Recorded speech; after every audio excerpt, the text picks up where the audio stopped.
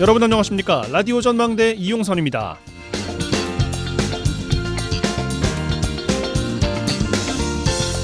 정치인들이 정치적 결단을 앞두거나 굴곡이 있을 때마다 찾는 곳이 바로 광주입니다. 민주화의 성지로 우리나라 정치와 민주주의의 상징이죠. 국내뿐 아니라 홍콩의 민주화 운동 당시 광둥어로 번역된 임을 위한 행진곡이 불려지기도 했습니다. 44주년 맞는 5.18 민주화 운동 기념일 맞아서 많은 정치인들 5.18 국립묘지 참배하고 있습니다.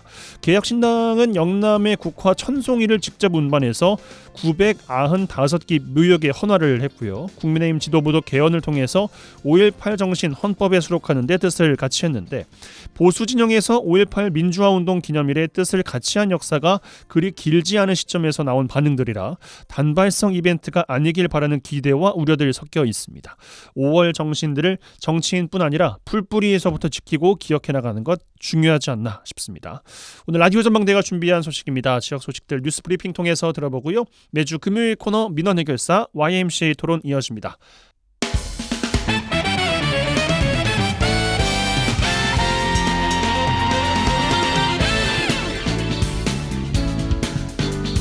네, 5월 17일 금요일입니다. 라디오 전망대 시작합니다. 먼저 우리 지역 뉴스 정리해보죠. 뉴스브리핑 GBS 뉴스의 차범준 편집장과 함께합니다. 전화 연결돼 있어요. 안녕하십니까? 네, 안녕하세요. 네, 순천에서 시작합니다. 전남의대 설립을 두고 전남도와 순천시 갈등 이어지고 있는데, 순천시와 순천대가 요구한 2021년 용역 자료 검토에 시간이 필요하다면서 전남도 5인 회동에 불참 의사를 밝혔어요. 네, 순천시와 순천대학이 전남도의 국립의대 신설 공모를 논의하기 위한 오자회동에 불참한다고 입장을 냈습니다. 순천시와 순천대학은 지난 13일 전남도가 공개한 2021년에 진행된 의대 설립 용역 자료를 검토한다는 이유를 들고 있습니다. 순천시는 신뢰성이 무너진 상태에 권한 없는 사람들의 정치 행위는 도민 동의를 받기 어렵고 또 문제를 푸는데 도움이 안 된다며 전남도가 일방적으로 통지한 오자회동은 불참할 예정이라고 밝혔습니다. 순천시와 순천대학은 세 가지 회동 참여 여부 조건 중 하나인 전남도가 공개한 2021년 의대 부속병원 설립 운영에 관한 용역에 대해 중대한 문제점이 확인됐다며 전문가 검증을 거친 자료를 갖고 논의 중에 있고 빠른 시간 내에 입장을 발표하겠다, 이렇게 밝혔습니다. 전남도는 지난 13일 용역 결과를 공개하며 용역 결과가 공개될 경우 지역에서 편향적으로 해석에 악용할 우려가 있어 비공개하려고 했지만 일부에서 용역의 의혹을 제기해 이를 해소하기 위해 공개를 결정했다며 용역 결과 배경을 설명한 바 있습니다. 추가 오자회동에 불참을 선언한 노관규 순천시장은 자신의 SNS를 통해 전남도가 판도라의 상자를 열었다며 전남도가 공개한 자료를 분석하고 있는데 58개 정도의 지표를 분석하고 있는데 이 중 43개 부분에서 서부권이 유리하다는 내용이 나왔고 비용이나 편익 분석, 경제적 타당성도 서부권이 유리하도록 되어 있다고 평가했습니다. 노 시장은 전문가 자문 등 시간을 충분하게 두고 검토하겠지만 다만 아주 대략적인 분석에도 전남도가 왜 해당 용역을 공개하지 않으려고 했는지, 왜 공개하면서 담당 국장의 주의 말씀이 장황하게 많았는지 느낌이 진하게 온다며 전남도의 용역 결과물에 불신을 나타냈습니다. 예, 전남도의 연구 용역 결과 발표, 결국 순천시와 전남도의 불신을 더 키우는 방향으로 앞으로 이 방향으로 전개될 가능성이 상당히 높아 보입니다. 네, 전남도는 이미 오자회동이 순천시와 순천대 총장의 불참으로 한 차례 연기된 만큼 회동을 진행한다고 밝히고 오늘 오후 목포시장과 목포대 총장을 일단 만난 데 이어 순천시장과 순천대 총장도 다음에 따로 만나겠다는 입장을 냈습니다. 전남도는 이번에 공개한 2021년도에 추진한 용역 결과는 전남의 의대 신설 당위성을 확보하기 위한 자료로 지금과는 완전히 다른 여건에서 작성됐기 때문에 현재 활용할 수 없다며 각 지역에서는 용역에 대한 소모적 논쟁을 자제하길 바란다고 당부했습니다. 전남도는 이번 용역 결과 공개와 관련해 전남 동부권이 제시한 공모 참여 조건 3가지를 사실상 수용한 상태라는 입장을 보이고 있습니다. 전남도는 용역 결과 공개를 제외한 나머지 2개 요구에 대해 공모 기준 공개는 공신력 있는 기관을 통해 공정한 공모를 추진하면 되고 그 과정에서 각 대학과 지역 측의 의견을 충분히 개진할 기회를 제공할 것이라고 밝혔습니다. 또한 공모에서 탈락한 지역에 대한 대책과 관련해서도 도민들의 건강권이나 지역 발전과 관련된 획기적인 보완책을 마련할 것이라고 입장을 냈습니다. 조만간 전남도가 공모를 시작해서 늦어도 9월, 10월쯤에 정부의 의대를 추천하겠다는 구상인데 지금의 동서부적 갈등 상황 감안하면 글쎄요, 참 쉽지 않아 보이긴 합니다. 자, 광양으로 가겠습니다. 월 4만 원씩 적립하면 해외여행이 가능하다는 방식으로 고객을 모집해온 서울의 한 여행사 최근 파산을 선언하면서 광양 지역 소비자들의 피해가 발생하고 있어요. 네, 적립금을 납입을 하면 해외여행이 가능한 상품을 판매한 서울의 한 여행사가 파산하면서 지역 소비자들의 피해가 예상되고 있습니다. 최근 서울의 한 여행 컨설팅 업체가 파산하면서 해당 업체에 적립금을 납입한 870여 명의 소비자가 25억 원 상당의 피해가 발생할 것으로 예상되고 있습니다. 이 광양 지역에서도 20명의 피해자가 발생했고 피해액도 5천만 원에 이르고 있는 것으로 알려지고 있습니다. 해당 업체는 회사 경영이 어렵다며 소비자가 납입한 적립금을 반환하지 않고 있다가 최근 법원에 파산을 신청하면서 소비자들의 피해가 예고되고 있습니다. 예, 적립금 돌려받지 못한 피해자 입장에서는 돈도 참 중요하겠습니다만 조금씩 적립해온 해외여행의 꿈을 날리게 됐다는 점에서 여러모로 참 마음이 상하실 것 같습니다. 네, 피해자들은 컨설팅 업체가 여행사를 함께 운영하며 매달 일정 금액을 납입하면 원하는 시기에 해외여행을 보내주는 상품을 내세웠고 이 같은 방법으로 고객들을 유치했는데 최근 들어 계약이 만료되거나 해지를 원하는 사람들에게 회사 사정이 어렵다는 핑계로 돈을 돌려주지 않았다는 입장입니다. 이 법원에 파산을 신청한 업체는 코로나19로 인해 누적된 해약 금액과 지속적으로 증가하는 여행 수요자의 증가로 유동성 악화와 자금 투입 여력이 안 돼 부득이 법인 파산을 받았다는 내용의 입장문을 소비자들에게 보낸 것으로 알려지고 있습니다. 그런데 해당 업체의 영업이 광양 지역뿐 아니라 전남, 순천 등 전남 동부권 다른 지역에서도 이루어졌고 해당 업체에 여행 상품을 가입한 소비자들이 추가로 알려지고 있는 것으로 알려지고 있어 피해 규모가 더 늘어날 수도 있어 보입니다. 예, 알겠습니다. 자, 마지막 소식 여수에서 정리해 보겠습니다. 공공체육시설 사용료에 대한 현금 영수증 부정하게 발행해서 세금을 공제받은 여수시 공무원들 무더기로 검찰에 넘겨졌어요. 네, 여수경찰서가 체육시설 사용료 현금 영수증을 부정하게 발급해 전자기록장치 조작 혐의를 받고 있는 여수시청 공무원 A씨 등 모두 4명을 기소 의견으로 검찰에 송치했습니다. 검찰에 기소된 A씨 등 여수시 공무원 4명은 지난 2017년부터 3년 동안 체육시설 관리 업무를 하면서 여수시 공공체육시설 사용료 일부를 현금 영수증으로 부정 발급한 혐의를 받고 있습니다. 이들은 이용자들이 지불한 현금을 자신들의 몫으로 현금 영수증을 조작해 발급받아 연말 소득에서 소득공제에 이용한 것으로 알려지고 있습니다. 여수시 공무원들은 부당하게 630건에 3,500만 원의 현금 영수증을 발급받은 것으로 알려지고 있습니다. 예, 최근에 여수 시립공원묘지 영락공원에서도 공금 횡령 사건이 발생했었죠. 최근 여수시 공무원들의 도덕적 해이 도를 넘고 있다는 지적이 나오고 있어요. 네, 진행자님 말씀대로 얼마 전 여수시 시립공원묘지 영락공원에서 근무하는 근무자가 4년 동안 공금 1,300만 원을 횡령한 혐의가 드러나 경찰의 수사를 받았습니다.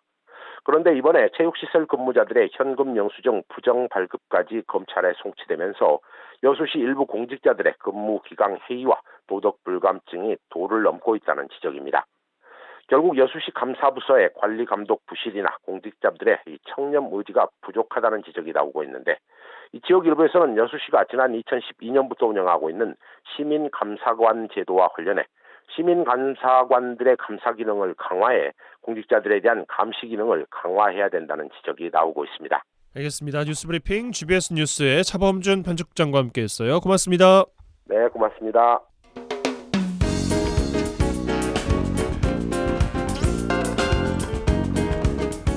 고충을 듣습니다. 라디오 전망대 민원 해결사. 네, 청취자 여러분들의 민원 사항들 해결해드리는 민원 해결사 시간입니다. 이미지 리포터 나와 계세요. 어서 오십시오. 네, 안녕하십니까? 네, 자 오늘은 교통 관련 민원입니다. 버스에 관련된 이야기인데 아무래도 지역의 시내버스라고 하면 학생분들, 노약자분들 많이 이용하실 텐입니다. 여수시가 올해부터 75세 이상 어르신 무료 버스를 실시하면서 시내버스 안전에 대해서 더 관심을 가져야 되는데 아직 이런 부분에 대한 민원이 꾸준하게 제기가 되고 있어요. 네, 이 버스 이용자의 다수가 노인과 학생들입니다. 그런데 이런 승객들의 불편 신고를 보면요, 대부분이 불친절하거나 난폭운전, 결행, 또 무정차 등이 대부분 차지합니다. 이 어르신들에게 무리하게 대하는 행동이나 학생들이 욕설을 하는 등의 민원들이 있고요. 시내권을 벗어나면 고개 운전을 해 승객들이 공포를 느끼게 하는 경우도 있다고 합니다. 예. 또 관광객들에게 불친절하게 대하는 모습을 볼 때 시민으로서 부끄러움을 느낀다고 하는데요. 시민들 얘기 들어보시죠. 많이 느껴요. 이게 젊은 사람들한테 좀 불친절하게 해도 그냥 이해하겠는데 나이 드신 분들 버스 안에는 적어져 있잖아요. 뭐 정차한 다음에 내리세요 나오잖아요. 위험하니까. 근데 뭐 빨리 안 내린다, 빨리 안 산다 하시는 분들 진짜 많아요. 어떤 차들은 진짜 빨리 다녀요.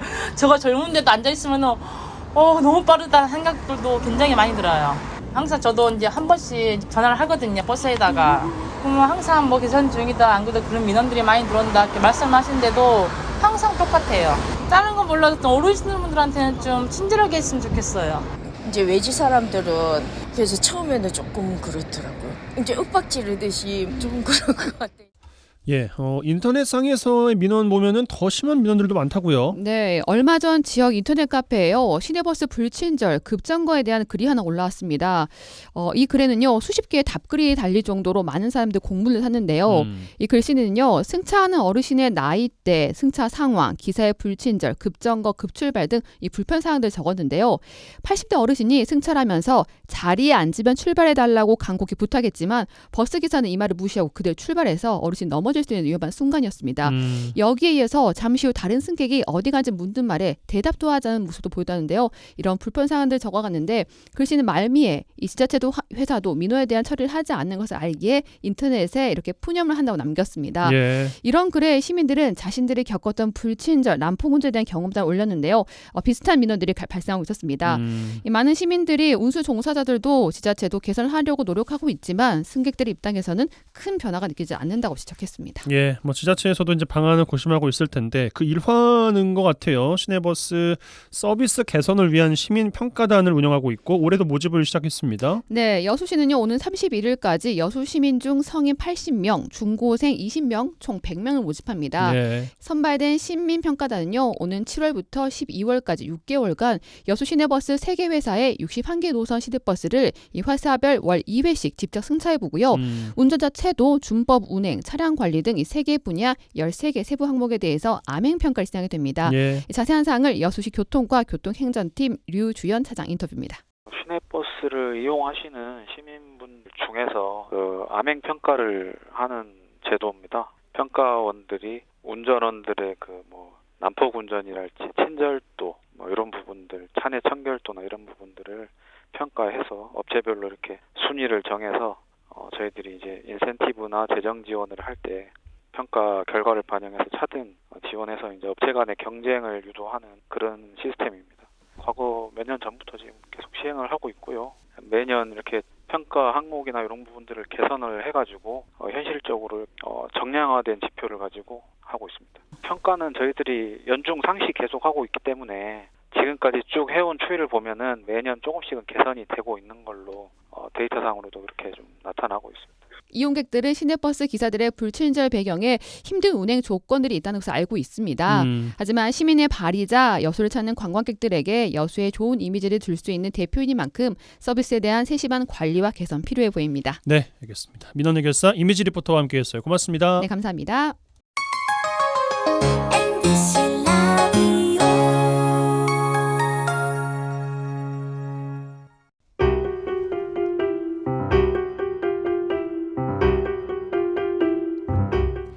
지역 뉴스 1시간 안에 정리해드립니다. 재미있고 편한 뉴스, 지역 시사는 역시 이용선의 라디오 전망대.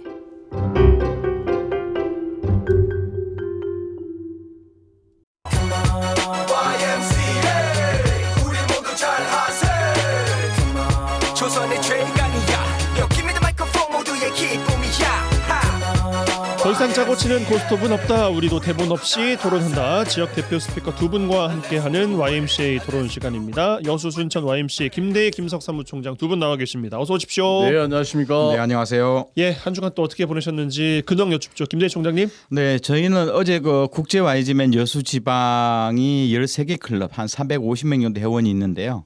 요 회장단하고 어저께 저 간담회를 YMCA 좀 했습니다. 매년 정례적으로 간담회를 통해서 보통 이게 국제 봉사기구들이 주로 회기가 6월달 하반기부터 1년 회기가 시작되거든요. 그래서 미리 모여서 YMCA와 또 국제 YG맨이 어떤 공동 협력 사업을 통해서 지역사회에 새롭게 좀 봉사하고 또 청소년을 위한 그러한 계기를 만들어 할까 하는 논의 시간인데 이 국제 YG맨 조직은 본래 1920년 미국에 있는 YMCA에서 청소년을 돕는 것을 제1의 사명으로 여긴 장년 회원들이 만든 YMCA 봉사 조직이거든요. 그래서 어떻든 이제 YMCA뿐만 아니라 국제적으로도 여러 가지 그 평화 운동들, 비폭력 평화 운동들, 그리고 여러 가지 에이즈 퇴치 운동이나 여러 가지 사회적 봉사 운동을 주로 전문으로 하는 조직인데요. 여수가 한 450명 정도 있으니까 그렇게 많은 건 아니에요. 라이온즈라든가 JC라든가 여러 비해서는 숫자는 적지만 어떻든 YMCA와 함께 움직이는 조직이라서 상당히 의미가 있었고요. 여수는 또 내일 토요일이죠. 5.18 토요일 맞이해서 웅천 친수공원에서 5.18 강주 민주항쟁 44주기 시민들이 참여하는 여러 체험 행사 중심으로 전개를 합니다. 물론 이제 청소년들 한 80명 정도는 강주 국립묘지를 같이 참배하지만 일반 시민들은 내일 오후에 1시부터니까요. 시간 되시면 웅천 친수공원으로 오셔서 5.18 강주 민주항쟁 44주기 시민들 참여 행사를 같이 해주시면 고맙겠습니다. 예, 알겠습니다. 자, 김석 총장님 어떻게 또 한 주 보내셨습니까? 네, 김대희 총장님과 크게 다르지 않고 일단 내일이 5.18이지 않습니까? 44주년. 그러게요. 최근에 진상조사 보고서 관련해서 이번 달에 나온다는 것 때문에 대단히 지금 현재 혼란스럽고 내부적으로 토론도 굉장히 왕성하게 이루어지고 있는 가운데서 특별법에 따른 진상조사 보고서가 이런 방식으로 된다고 이런 의견들이 굉장히 많은 있지 않습니까? 그래서 이제 순천은 행사위원회를 순천 YMC가 사무국을 맡고 있는데요. 행사위원회가 올해는 기념식보다는 그 광주 현장으로 직접 가자. 그래서 내일 5월 18일 날 그 법원 앞에서 9시 30분에 그 시민들하고 청소년들하고 같이 광주 5.18 국립묘지 그리고 전일빌딩을 비롯한 그 항쟁 지역에 대한 역사 탐방이 이루어지고요. 그다음에 5월 24일에는 방금 앞서 말씀드렸다시피 특별법에 따른 진상조사 보고서가 왜 중요한가가 지금 5.18을 통해서 드러나고 있지 않습니까? 예. 그래서 44주년 기념 세미나를 5.18 그리고 제주 4.3 특별법을 통해 본 여순특별법의 개정 방향 그래서 지역의 이슈하고 묻혀가지고 5월 24일 오후 2시에 이제 순천 YMCA 3층에서 시민사회단체 그 비대위 그리고 행사 관계자들 모시고 관련된 내용을 좀 강연도 하고 그리고 워크숍도 좀 개최하고 좀 그럴 계획을 현재 갖고 있습니다. 예, 또 시기가 시기인지라 또 두 분께서 또 바쁘게 또 움직이시는 것 같습니다. 예, 건강 잘 챙기시기 바라겠고, 자 주제 이야기 바로 좀 들어가 보겠습니다. 오늘 의대 이야기 좀 해볼 텐데요. 이번 주 내내 드리고 있어요. 그럴 수밖에 없는 것이 참 바쁘게 돌아가고 있는 상황이 바로 이 의대 관련된 이야기입니다. 의대 증원과 전남 의대 유치 관련 여러 가지 이야기를 해볼 수 있을 것 같은데 우선 어저께 저녁에 나왔던 이 이야기부터 좀 정리해 보죠. 서울고등법원이 의료계 간의 의대 증원 처분에 대한 집행정지 항소심에서 기각 각하 결정을 내렸습니다. 그러니까 정부 편에서 어떻게 하면 좀 손을 들어준 셈이 된 것 같은데 정부 당연히 환영 입장을 냈고요. 의료계는 기대도 안 했다라는 이야기를 내면서 대법원의 재항고 절차를 철저하게 준비하겠다라는 입장을 냈습니다. 이번 항소심 판결로 전남 국립의대 신설 어떤 영향을 미칠지 지역에서 관심이 쏠리고 있는데 오늘 이 판결 내용 그리고 전남 국립의대 신설 이야기 나눠보겠습니다. 우선 그 판결 어떻게 보셨는지 김대희 총장께서 좀 정리해 주실까요? 네, 제가 보기에는 어떻든 전 국민의 70%가 의대 증원을 찬성하는 상황 속에서 저는 서울고법재판부가 올바른 판단을 좀 했다라고 봅니다. 예. 특히 그 의과대학 증원하고 배분 처분을 멈춰달라고 하는 의료계나 또 전공의 또 의대생들 신청들을 결국은 기각 내지 각하한 이유를 보면 의대 증원을 통해서 의료개혁이라는 공공복리에 대해서 법원이 손을 들어준 거거든요. 특히 저는 이 두 가지 영역이 굉장히 중요하다고 보는데 필수 의료 영역, 필수 의료 영역하고 지역 의료 회복이라는 두 가지 문제를 법원이 올바로 좀 판단을 했다. 이 두 가지 문제를 풀려면 물론 여러 가지 문제가 좀 있지만 두 가지 풀려면 현재 3,018명이라는 의과대학 신입생 수를 일정하게 뭐 증액시키는 정부의 행정행위에 대해서는 올바르게 좀 판단을 해줬기 때문에 저는 향후 이러한 내용들은 물론 이제 전공이라든가 의사협회에서 계속 문제 제기를 하겠지만 큰 틀은 갈 거다. 어차피 이제 대법원에서도 이러한 고등법원의 판결들을 크게 문제지 삼으지는 않을 거라 보는 거고요. 그렇다 보면 정부는 한층 더 재빠르게 의대 증원 문제를 신속하게 펼쳐나가는 그런 이제 계기가 될 거라 봅니다. 김석 총장님. 네, 저는 좀 김 대표님 조금 그 같기도 하면서 좀 다른데 저는 이제 그 시민단체 있으면서 이 가처분 신청 되게 많이 네네. 내본 경험이 있거든요. 그런데 이제 각하를 당한 경우가 많아요. 그러니까 무슨 이야기냐면 각하는 너는 자격이 없다 이 말이거든요. 이번에 이제 법원에서 나온 판결은 뭐냐면 의대생이 요구한 것은 기각을 하고 의료계가 요구한 것은 각하를 했단 말이에요.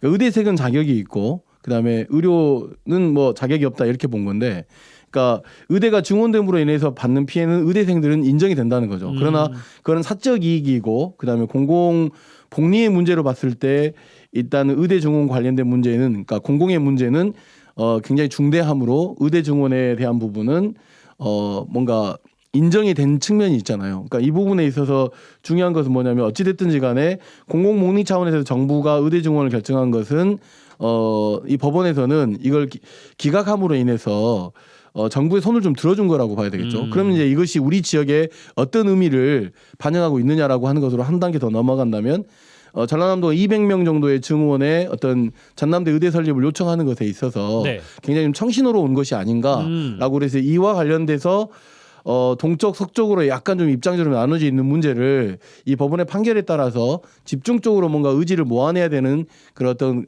그 양쪽 그 전라남도도 그렇고 전남 동부 지역 그 순천시를 비롯한 순천대학교 이쪽에서도 좀 전략을 좀 잘 세워서 이번 참에 전남대 의대 설립에 관한 굉장히 중요한 청신호로 받아들였으면 좋겠다. 네, 이런 말씀입니다. 예. 근데 이제 문제는 법원은 재판부가 정확하게 판결문 속에서 정확하게 요지를 했는데요. 의대 증원 문제가 결국은 필수 의료 영역하고 지역 의료를 회복하는 목적으로서의 의대 증원 문제에 손을 들어준 거거든요. 그래서 이게 뭐 두 가지 원칙들을 정부는 이거 재판 과정들을 좀 판결문을 좀 꼼꼼히 봐야 된다. 그러니까 의대 증원을 하더라도 집중화되어 있는 수도권 중심보다는 지역 중심의 의과대학 증원 문제나 신설 문제에 더욱더 당위성을 가지고 정부가 의대 증원의 방향들을 신설 문제를 좀 가야 된다고 좀 보는 거죠. 그러니까 예. 이번은 의대 증원에 대한 효력정지 가처분 신청에 대한 법원의 결정이었잖아요. 네. 이제 또 하나는 왜 2,000명의 증원이냐라고 하는 근거에 따른 내용들에 맞아요. 대해서 고소 고발이 현재 이루어져 있지 않습니까?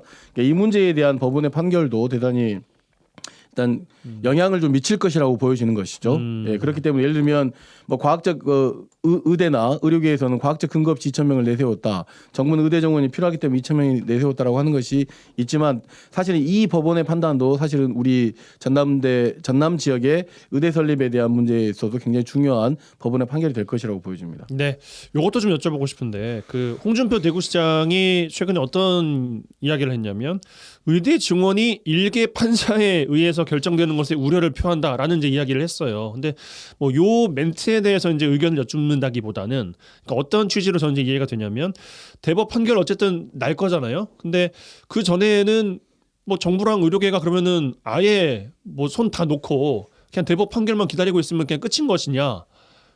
본인들끼리의 어떤 의료에 관련된 논의는 못 하는 것이냐? 요거에 대한 좀 우려가 일본 국민들도 하고 계실 것 같거든요. 어떻게 보십니까? 홍준표 시장의 여러 가지 말 중에 저는 이게 굉장히 중요한 말이었다고 생각하는데 왜냐하면 굉장히 중요한 결정을 법원에게 맡기면 안 되는 거죠. 그러니까요. 그러니까 무슨 이야기냐면 원래는 정부 그다음에 의료계, 의대 관련된 관계자들이 모여서 문재인 정부 시절에는 이 협의가 있어서 사실 의대 증원이 중단되어 있고 의정협의체라고 하는. 의정협의체가 예. 계속 논의가 이루어지지 않은 그런 문제에 대해서는 의료계, 정부 모두가 다 책임이 있는 것이죠. 그런데 이제 이런 문제를 정부가 강하게 드라이브하면서 2,000명 증원을 이야기하니까 이 부분에 대해서 의료계에서 의대 증원에 관련된 효력정지 가처분 신청을 내서 법원의 판단을 기다리는 방식으로 정책 결정이 되는 것은 굉장히 좀 입법, 사법, 행정이 상권 분립되어 있는 대한민국 안에서의 정치 구조 또는 통치 체제 안에서는 굉장히 좀 나쁜 선례 중에 하나가 될 수 있을 것 같습니다. 네. 그러니까 무조건 이게 정치적으로 해결할 수 있는 문제는 국회와 정부가 가지고 있는 각 전문위원회와 또 국회의 다양한 정책적 그리고 제도적 개선에 대한 이런 정치적 합의와 논의들이 바탕이 돼서 거기서 이루어져야 되는데 저도 뭐 개인적으로 모든 것이 안 되면 법원으로 가져가는 문제는 뭐 저는 문제 있다라고 보거든요. 예. 법원이 결국 정치적으로 정무적으로 판단할 문제를 판결문으로서 정리할 사항은 아니라고 보는 거고요. 대신 저는 어떻든 뭐 이제 여러 개가 극렬 반대하고 있지만 국회에도 이제 22대 국회가 빨리 좀 개원되면서 상임위에서 폭넓은 논의 이루어지고 정부도 관련 위원회가 있거든요. 보건의료 정책심의위원회는 가장 중요한 위원회에서 의과대학 증원 문제나 신설 문제는 여기서 1차적인 판단을 하거든요. 그렇게 해서 여기에 의견들이 교육부도 가고 보건복지부에도 영역들을 가져가면서 논의할 네. 건데 이러한 좀 정부나 국회에 가지고 있는 제도적 장치 문제에 어떻든 여러 개가 지금 극렬 반대하지만 정부는 계속 들어오게 만들어주는 과정들이 좀 필요하다고 봐요. 공론장을 확실하게 열었어야 했는데 그 공론장을 못 연 거죠. 예를 들면 국민연금 관련돼서 공론장을 상당히 긴 시간 열었지 않습니까? 물론 네. 이제 국회가 그 부분을 동의해서 못한 문제 있지만 결국 공론장을 열고 결정할 사람을 결정을 하고 이런 방식의 어떤 정책 구조가 이루어져야 되는데 이런 정책 결정 관련된 문제까지 법원에 끌고 가는 것은 아주 나쁜 선례를 만든 것이고 아마 향후에는 정책 결정에 반대하는 사람들이 이런 가처분 신청들이 굉장히 좀 지속적으로 늘어날 가능성이 높을 것 같습니다. 대법 판결은 어떻게 예상을 좀 하세요? 뭐 저희가 뭐 점쟁이는 아닙니다만 또 이게 해봐야 또 의미가 또 있는 내용들이니까. 저는 고법 판결 내용들이 그대로 인용될 거라 봐요. 인용될 거라 보세요. 예. 뭐 고법의 판단에서 어떤 불법적 내용들이나 법리적 오해 문제가 없다고 보는 거고요. 결국은 의대 증원 문제는 정책적 문제거든요. 행정부가 가지고 있는 고유한 기능인 정책적 행정행위에 대해서 법원이 불법적 사실이 있다라고 보지는 않고 있기 때문에 저는 대법원에서도 그대로 고등법원의 판결들이 인용될 거라 봅니다. 저는 이 판단이 가처분이란 말이에요. 그러니까 기각이냐 아니냐 이런 판단을 내릴 거기 때문에 뭐 조정이나 이런 게 없을 거란 말이죠. 그렇기 때문에 아마 이번에 나왔던 그 의대 증원 효력정지 가처분 신청에 대한 그 의대생들에 대한 기각 문제에서 분명하게 사적인 이익보다는 공공적 그 공공 복리 문제가 더 우선하다라고 하는 결정들이 합리적이다라고 판단할 것 같고 그 결정이 대법원에서도 이루어질 것 같습니다. 네.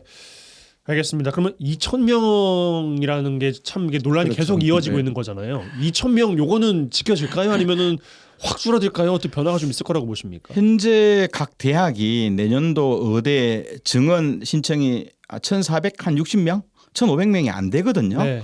그러면 정부는 2,000명으로 생각했는데 나머지 500명 정도 여유가 좀 있어요. 530명 정도. 저는 이럴 때 전남대학교 의과대학 전남 지역에 의과대학 문제도 신설 문제에 티오가 있다라고 좀 보는 건데요. 네네. 어떻든 2,000명이 중요한 게 아니라 어떻든 뭐 계속 한번 이제 올해부터 되면 계속 이 숫자가 더욱더 증액되기 때문에 일단은 시작하는 것이 가장 중요할 거라 봅니다. 그러면 이제 지역 이야기로 좀 들어가 보겠습니다. 아, 참 이게 뭐 매일매일 전해드려도 뉴스가 뭐 쏟아져 나오고 있는 게 바로 이제 이 부분인 것 같은데 전남도와 순천시 그리고 순천대 요구하는 용역 결과를 이제 도가 발표했다는 거 아니겠어요? 새로운 국면을 맞았는데 12일에 오자회동 안 됐고 오늘로 예정됐던 것도 안 됐고 그 뭐라고 이제 이야기했냐면은 용역 결과를 보여주라라는 게 이제 지난번에 요청이었는데 네. 이제 보여줬어요. 보여줬더니만은 한 50몇 개 중에서 한 40몇 개가 서부권이 다 유리한 지표였다. 요거 좀 더 검토해보고 만날지 말지 이야기하겠습니다라는 게 이제 순천 쪽의 이야기 아니겠습니까? 지금까지 논의 과정 어떻게 보고 계신지 김석 총장께 먼저 드리겠습니다. 일단 우선 그 지난 일요일이었죠. 그 12일 날 그 오자 회담을 통해서 뭔가 이루어질 것처럼 됐지만 순천 지역에서는 이제 지속적으로 이야기하고 있는 것 중에 하나가 너무 서부 권역에 맡긴 그러니까 목포대 중심의 어떤 그 좋은 지표 또는 좋은 심사 조건이 개선되지 않고서는 우리는 공모에 응할 수 없다. 요약하면 그런 거 아니겠습니까? 그러니까 뭐 기울어졌다라는 한번 거죠. 기울어졌다라고 예, 보는 예. 건데 막상 그래서 조건을 내걸었던 것 중에 세 가지 중에 하나가 그거 있지 않습니까? 일단 용역 결과 보고서를 발표해라. 21년도에 예, 그렇죠. 근데 전라남도가 발표를 했습니다. 근데 발표를 해서 봤더니 막상 놓고 봤더니 역시 기울어져 있는 상태인 것이죠.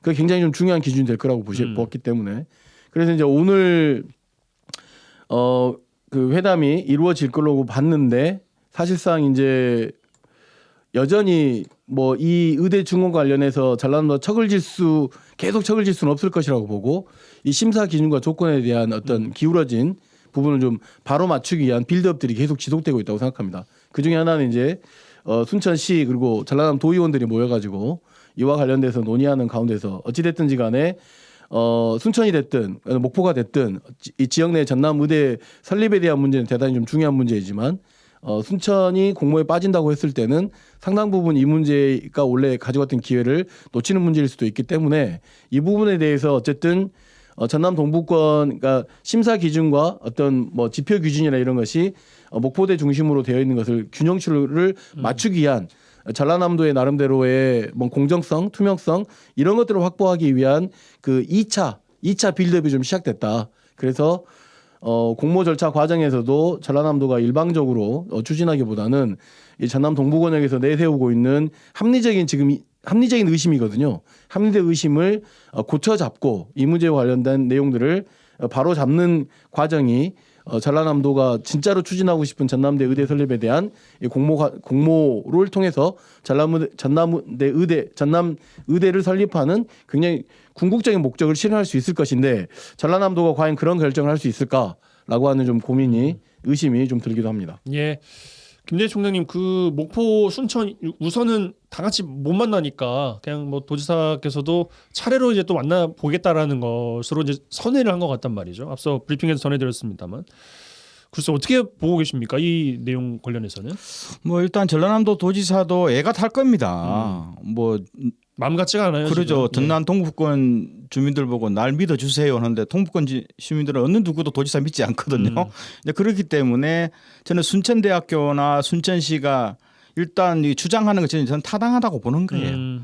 어차피 처음부터 전라남도의 의견은 공정한 사회를 보는 것이 아니라 심판이자 선수로 벌써 참여를 해버린 거거든요. 근데 결국 심판과 선수가 어디 출신인지 뻔히 아는 거고 그동안에 도지사의 행정 영역을 보면서 동부권 지역에 대한 여러 가지 무시 정책이라든가 서부권 그 우선주의 정책에 대해서 굉장히 전남 동부권 도민들은 좀 심란해했던 영역이 이번 의과대학 신설 문제에서도 여전히 확인되기 때문에 저는 여전히 순천대학교는 강력히 좀 반대하고 있는 입장이 있는 거고 한 달 전부터 이 의견이 나왔을 때 대통령이 좋다 그러면 도지사 당신이 좀 정해서 가져오시오 했을 때부터 순천대는 좀 의심을 했던 거고요. 그 과정 속에서 아마 현 상황이 지속된다면 순천대는 여기에 강력하게 참여를 하지 않을 거다. 그러면서 결국 공정성과 투명성을 확보되지 않으면 안 한 거고 순천대 입장은 내심 전라남도가 결정할 권한 법적 권한은 없는 거 아니냐.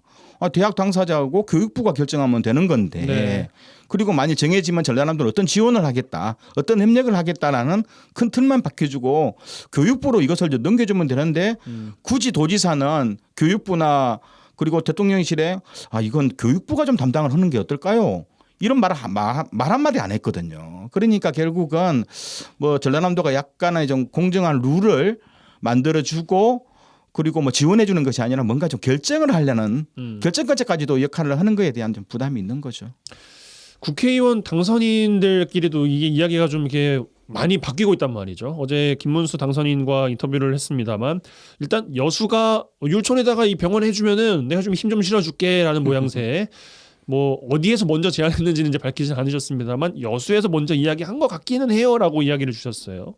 근데 광양 쪽은 또 율촌에다가도 하면 또 멀다. 아니 신대지구에 그 부지 다 확보해놨다고 하는데 어디로 간다는 거냐라고 하면서 동부권 안에서도 이야기가 지금 계속 서로 엇나가고 있단 말이죠. 이건 어떻게 보고 계십니까? 지금은 이제 순천 그 국립의대 설립하는 게 제일 우선인 거고 병원 관련된 문제는 그 이후에 협의 과정을 통해서 전남 동부권에게 어쨌든 그 모두에게 득이 되는 방향으로 병원 설립하자고 하는 것이고 이게 분리가 지금 안 되는 것 같아요. 어쨌든 신대 지역에 부지가 있는 건 사실이기 때문에 예. 그런 것들이 좀 약간의 뭔가 힘을 모아내기 위한 이것도 빌드업이라고 생각하는데 뭔가 조건을 좀 제시하는 거죠. 미리서 정치적으로 알박기 하는 거라고 보여지는데 네. 그렇게 뭔가 이야기가 분산되는 것은 저는 불편하다고 생각하고요. 지금 현재는 어쨌든 의대 설립에 관련해서 이 공모 절차의 어떤 투명성과 공정성을 바로잡는 것에 모두가 힘을 모아야 된다라고 보여집니다. 그래서 근데 저는 이제 여기서 이제 전라남 도의회의 역할이 대단히 중요하다고 생각하는데 도의회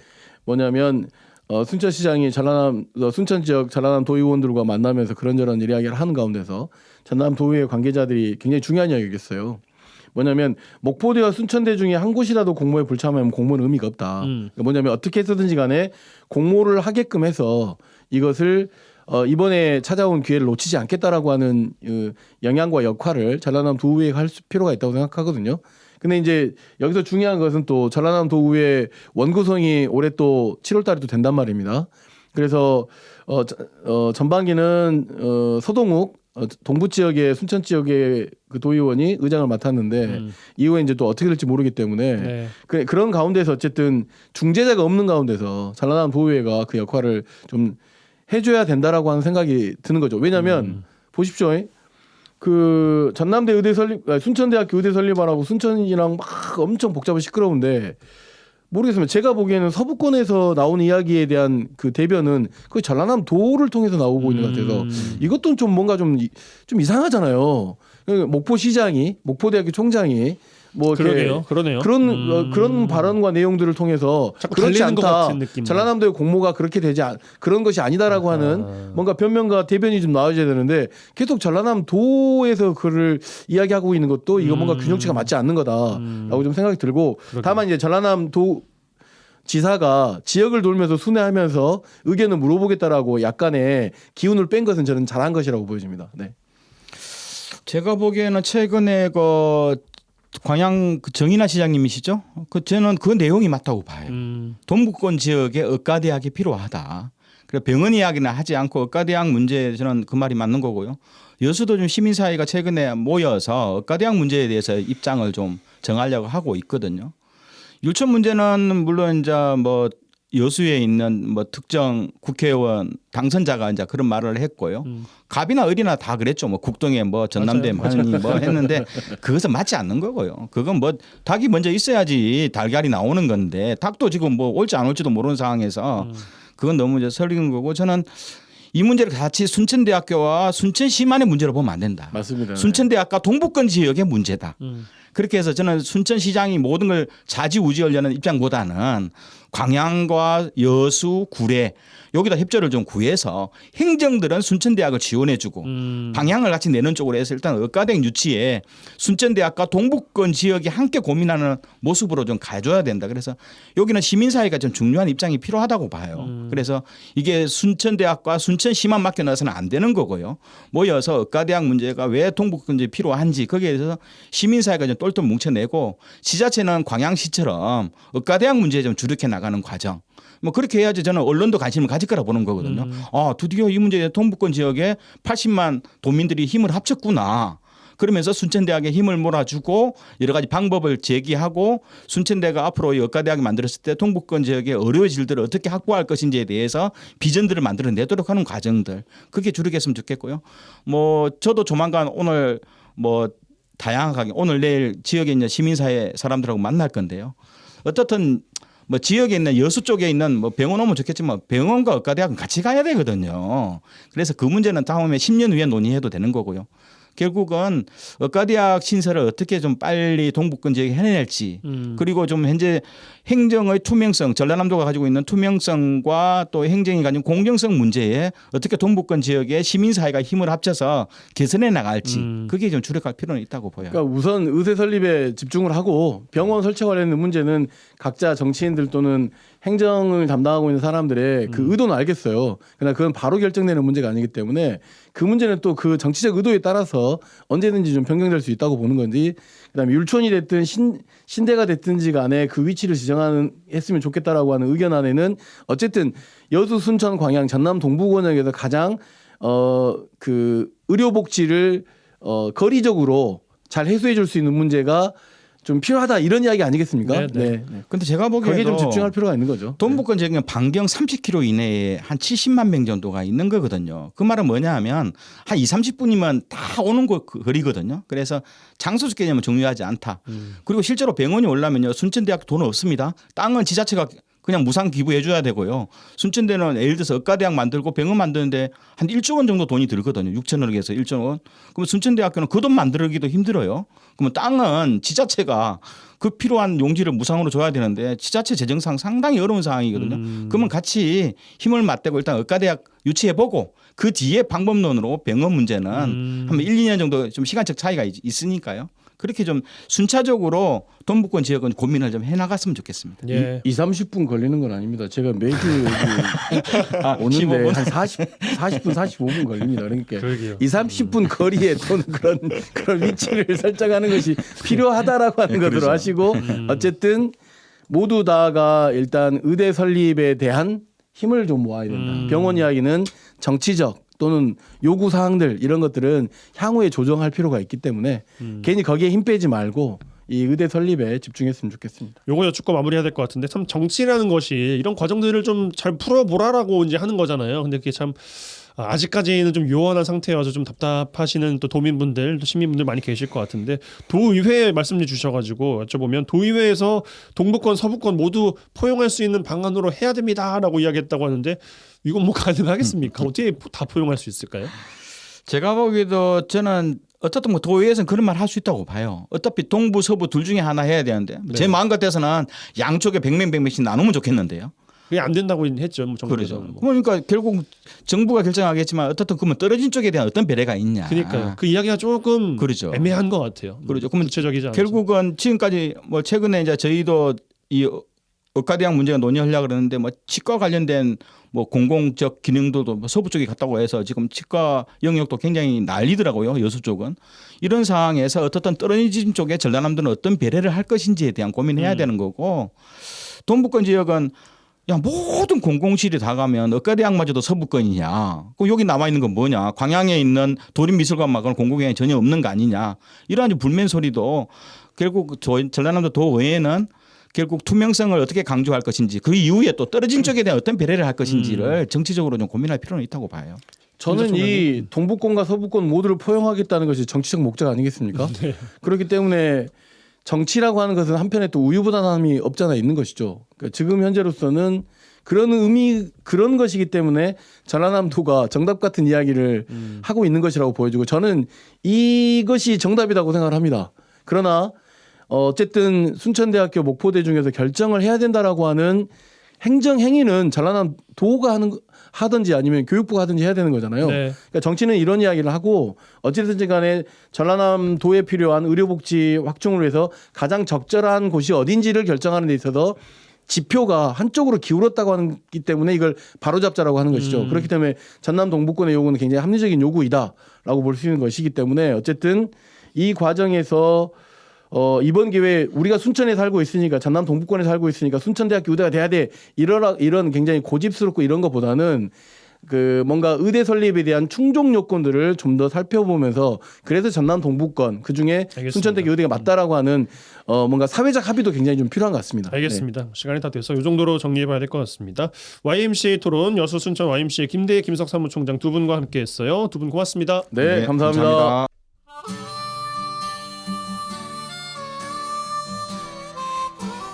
네, 5월 17일 금요일 라디오 전망대 오늘 준비한 소식은 여기까지입니다. 오늘도 이번 주도 고생 많으셨습니다. 한 주가 다 흘러갔어요. 주말입니다. 이상은의 언젠가는 흐르고 있습니다. 이 노래 들으시고 주말 잘 쉬시고 다음 주 월요일에 다시 뵙겠습니다. 이용선이었습니다.